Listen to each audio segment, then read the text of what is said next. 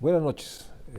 Agradezco mucho al equipo de Canal 11, a toda su directiva, la posibilidad de poder hacer este programa aquí en CEU y obviamente a la anfitrionía del Centro de Estudios de la Complejidad que nos permita esta charla con una persona que no solo admiro, leo y sigo, que es Carlos Martínez Azad, investigador emérito.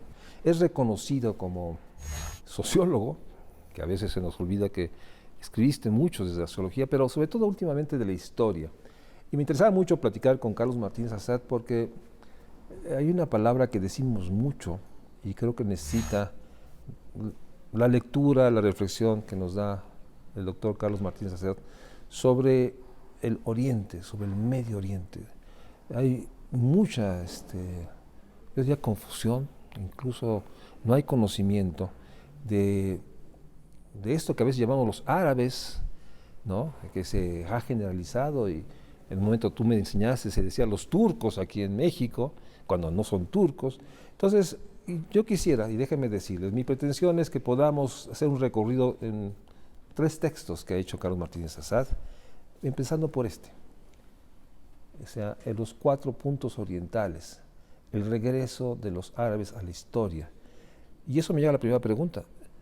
¿Cuándo regresaron? O sea, ¿cómo hemos perdido la noción y hablamos del Oriente o Medio Oriente sin tener noción de la larga construcción histórica que implica el Oriente, el Medio Oriente? Y te adelanto un asunto. Esta construcción que hicieron los europeos también de lo que llamamos Oriente. Ya llegaremos ahí, pero llévanos. ¿Qué contiene este libro? Bueno, Los 4 puntos orientales es un título que me surgió precisamente de la idea de que los árabes están presentes por todas partes, por más que se quiso negar su presencia durante mucho tiempo. ¿Por qué le llamo precisamente en este libro El regreso de los árabes a la historia? Porque aunque sabemos todos que el imperio que el imperio de los omeyas llegó hasta España, hicieron todo lo que se conoce como Al-Ándalus, todo lo que es España, que ahora se puede seguir contemplando y todavía siguen siendo lugares extraordinarios, la mezquita de Córdoba o la catedral de Sevilla, que la catedral de Sevilla en realidad es un minarete que fue el lugar donde oraban los árabes, sin embargo ahora es también la catedral, ¿no? Bueno, uno dice, ¿qué sucedió? ¿Qué ha pasado en estos 8 o 10 siglos de todo esto, o un poco más? Bueno, en realidad, después de esas conquistas y presencia de España, de los árabes, perdón, en España, lo que es el Sefarad, que así le llamaron ellos, a la península arábiga. Después, en el momento en que los reyes católicos retoman el control de España Sí. y no solamente expulsan a los árabes, expulsan a los judíos también. De ahí viene una de las primeras grandes migraciones de judíos que sobre todo se van principalmente a Turquía, donde eran esos sitios de tolerancia y tal que se acabaron cuando los reyes católicos deciden retomar todo el control de la península. Y desde ese momento considero que los árabes se retrotraen en la historia, es decir, no vuelve a saber uno más de los árabes durante mucho tiempo. Y esto es difícil de explicar, pero bueno, la explicación viene precisamente... Un acto deliberado del poder en su momento de no hablar de los árabes. Claro, es un poco el triunfo de Occidente y de la cristiandad, claro, un poco como mantener fuera, lejos de la cultura. Aparentemente quererlo alejar de la cultura cuando no era posible, porque los árabes eran los que habían implementado pues muchos asuntos de la literatura, El conocimiento, del conocimiento en general. las mismas palabras. Son los traductores del griego. O sea, conocimos a Platón, Aristóteles, todo esto a través de las traducciones que hicieron los árabes cristianos. Entonces ahí comienza a haber también otra cuestión. Pero para esta idea de ese El regreso de los árabes a la historia. De los árabes a la historia tiene que ver cuando Napoleón decide conquistar Egipto, y entonces esta conquista de Napoleón lleva a la apertura de que la gente se dé cuenta, hay otro mundo que no conocíamos, que es el mundo de los árabes. Le estoy diciendo árabes para ser genérico, ¿no? Sí, claro. Para conocer todo ese mundo. Y es impresionante el fervor que causa en Europa descubrir que hay palacios, que hay comportamientos que no conocían, que hay una estética diferente. Claro, que hay una estética, pero además hay costumbres importantes. La gente se baña prácticamente a diario porque el Islam te obliga a que para poder orar tienes que estar limpio. Entonces, cada oración, las 5 oraciones al día, tienes que lavarte partes específicas del cuerpo, incluidos los pies, que hace que el agua sea algo esencial para la vida diaria. Esencial para la vida y vida de ahí diaria. Viene esta enorme aprecio por todas las obras árabes, hablando de eso, ¿no? A veces cuando ves estos grandes monumentos traídos de la zona de los árabes a las grandes capitales, ¿no? Sí, allí en ese momento con Napoleón es cuando descubren también la cultura egipcia, y es cuando descubren la época de los faraones, y es cuando comienza a tener, cuando hace efervescencia toda la idea de las pirámides, las momias, de los grandes riquezas. Obeliscos, etcétera. Y los obeliscos es un saqueo bárbaro, y entonces son traídos a las plazas centrales. En París, en la Plaza de la Concordia, está un obelisco egipcio. En Roma, en diferentes sitios también se van trayendo los obeliscos, e incluso en Nueva York hay un obelisco frente al Museo Metropolitano, hay un obelisco de estos. O sea, es un fervor por todo lo que está sucediendo ahí, ¿no? Entonces, bueno, es inacabable esto, y además y en el siglo XIX, porque todo esto es 19, desde Napoleón llega a Egipto un poco antes de que termine el siglo XVIII, pero ya el XIX ya es la apertura de todo esto. Y este regreso, digamos, en el siglo XX se mantiene, porque déjame decirte, el reflejo es, los árabes empezaron en la historia contemporánea 11 de septiembre. ¿No? Hay una, digamos, hay una manera de pensar que solo hay, pero es mucho antes lo que nos estás diciendo aquí. Sí, bueno, justamente ahí juego con esa idea del regreso, porque este libro comienza precisamente con la guerra en Irak.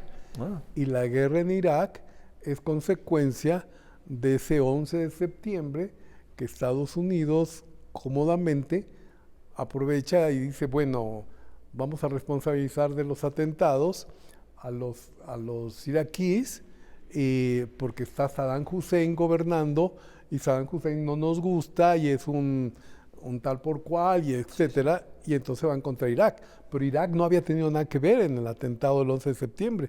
Había sido producido por árabes saudíes.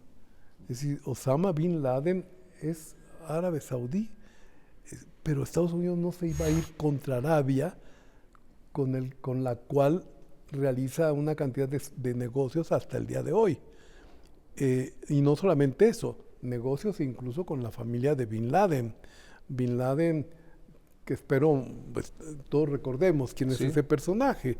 Es el ideólogo y operador de y no solo el operador, el que ha seguido el que ha implantado toda esa ideología que ahora le llamamos islamista, es decir, que todo lo quiere hacer en función de los dictados de la religión, al pie de la letra, retomando retomando el Corán a como le conviene, y entonces diciendo el Corán dice que no podemos estar donde hay infieles, entonces hay que acabar con todos los infieles, pero resulta que todos los infieles somos los que no somos musulmanes, por lo tanto es todo el mundo, ¿verdad?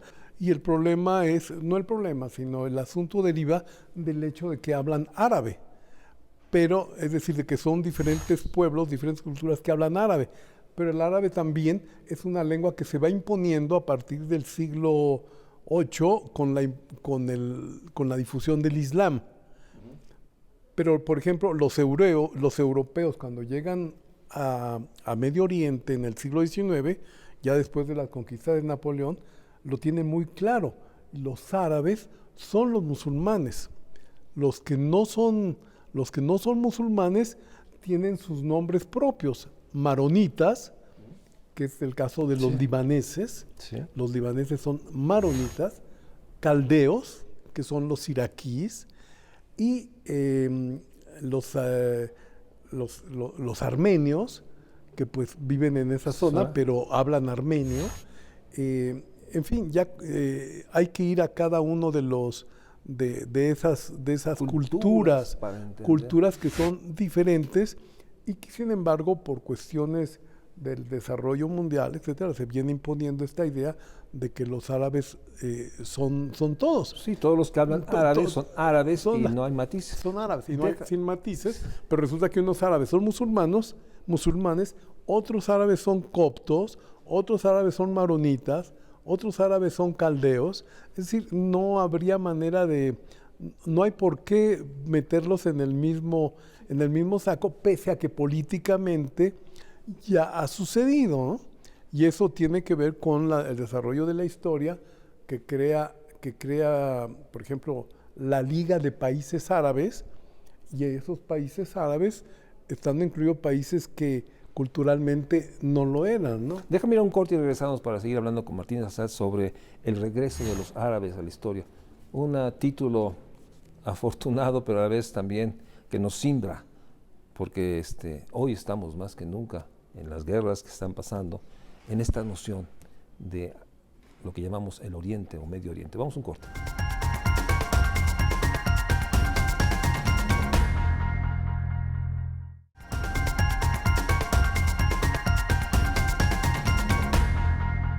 Gracias por seguir con nosotros. Estamos hablando con Carlos Martínez Assad de este libro publicado por Océano y que con muchos libros de Martínez Assad se agotan rápidamente.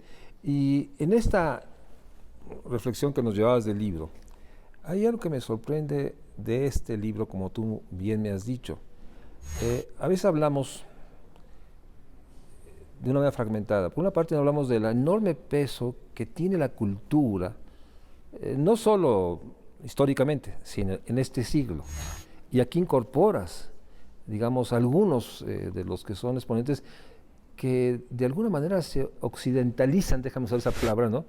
Porque no hablamos de sus orígenes, no hablamos de su construcción, como es el caso de Pamuk, el poderoso libro de Estambul, ¿no? Que es una lectura histórica de la construcción de la capital del Imperio Otomano, ¿no? Entonces, en ese sentido, este libro también señala algo que parece que es actual. Hablas de Hamás, ¿no? Planteas temas como la cuestión de Palestina. O sea,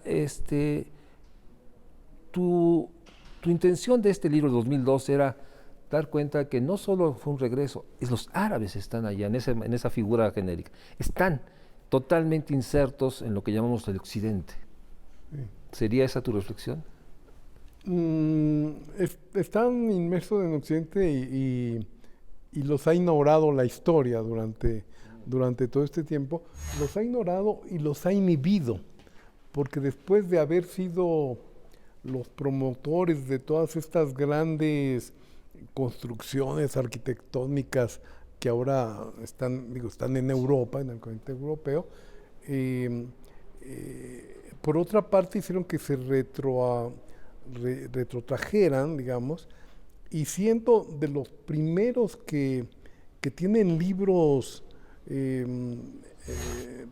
por ejemplo, los relatos de viajeros que ahora todo el mundo los conoce, los lee, etcétera, pues fueron los árabes los primeros que hicieron relatos de viajeros, por ejemplo. E incluso, incluso es muy extraordinario que árabes que hablaron el español de España cuando estaban ahí, escribieron obras importantísimas en esos momentos, mucho antes, digo, no mucho antes, pero sí un tiempo antes, una probablemente de décadas, donde aún no se escribe el Miocid, que como sabemos es uno de los primeros libros en lengua castellana.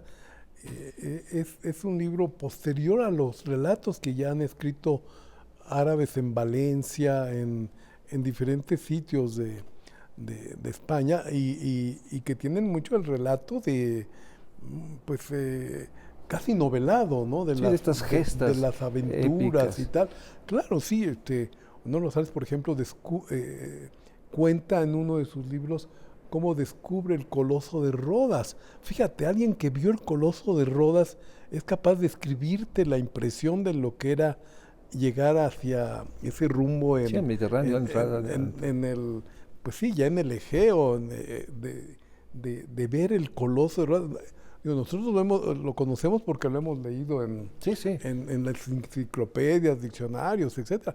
Pero ya había relatores que eran capaces de contarte experiencias. Pero yo entiendo bien, digamos, una negación de la cultura árabe, o sea, pero también hay un retraimiento, y ese retraimiento no me queda claro por qué. Bueno, en el momento, para mí no está tan difícil, en el momento que surge la cristiandad, y Europa se va a considerar el centro de la cristiandad, aunque bueno, ya en otro libro del que luego hablaremos, el centro de la cristiandad era Jerusalén, porque es ahí el lugar de Jesús y Cristo. Estamos hablando de este libro. Ya de ese libro, ¿no? Sí. Pero para no confundirnos, bueno, Europa construye esa idea del centro de la cristiandad, que anteriormente había sido Bizancio, Constantinopla, todo esto, pero ya con el poder del papado, etcétera, la cristiandad es europea, y creo que es difícil hasta nuestros días verlo de otra manera. Pero ¿qué hace esa cristiandad también? Pues siempre está un poco negando al otro, y no lo hizo solamente con los musulmanes, lo hizo con los judíos, ¿no? Las persecuciones judías y todo ya más adelante, siglos XVIII, XIX, son tremendas en Europa, y bueno, en estos momentos, 2024, una de las consignas para el crecimiento de la derecha y el conservadurismo actual en Europa es oponerse al Islam. Es decir, los causantes de los males son los migrantes que están llegando en oleadas de esas otras partes del mundo, y no lo vamos a permitir. No vamos a permitir que Europa ya no sea cristiana con esta avalancha que hay de musulmanes. Sin embargo, bueno, ahí las personas o los estados que dicen eso niegan la historia, porque la historia es una construcción a través de las grandes migraciones de todas partes hacia diferentes países. Un paréntesis rápido también en esta idea de una historia tan completa y que tiene tantas expresiones diversas.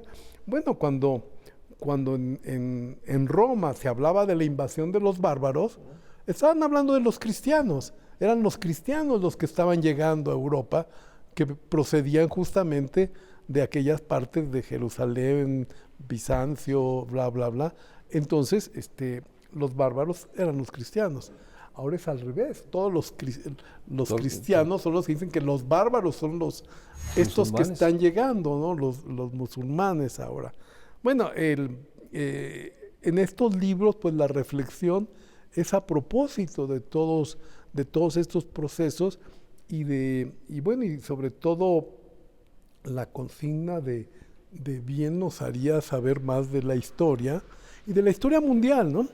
México, otro paréntesis, es un país muy centrado en sí mismo, siempre nos gusta estar hablando nada más de lo nuestro, de, de la política mexicana, etcétera. Eso nos fascina y es Y nos que abruma sucede. porque no tenemos esta visión de mundo. Ya me pasa.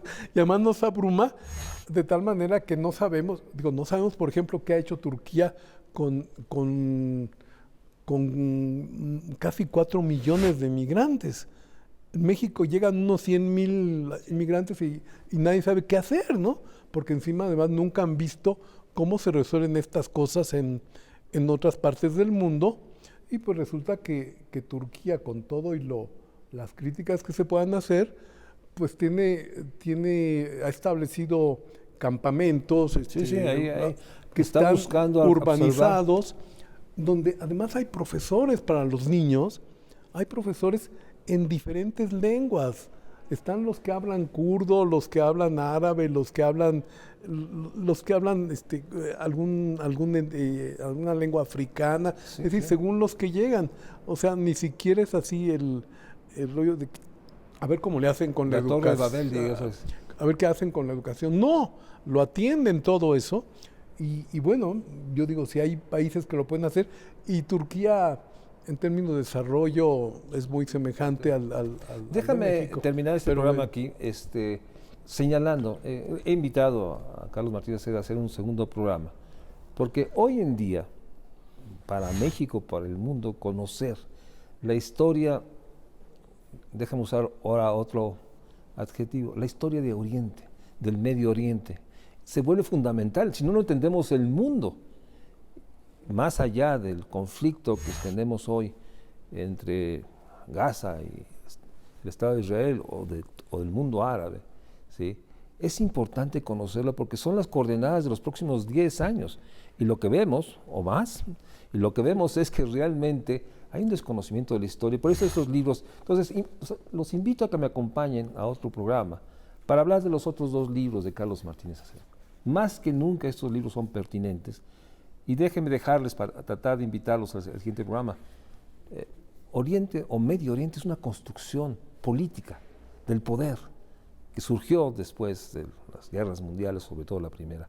De eso hablaremos en el siguiente programa con Carlos Martínez Saed. Los invito a que nos sigan acompañando aquí con Martínez Saed en el C3 de la UNAM. Gracias por acompañarnos.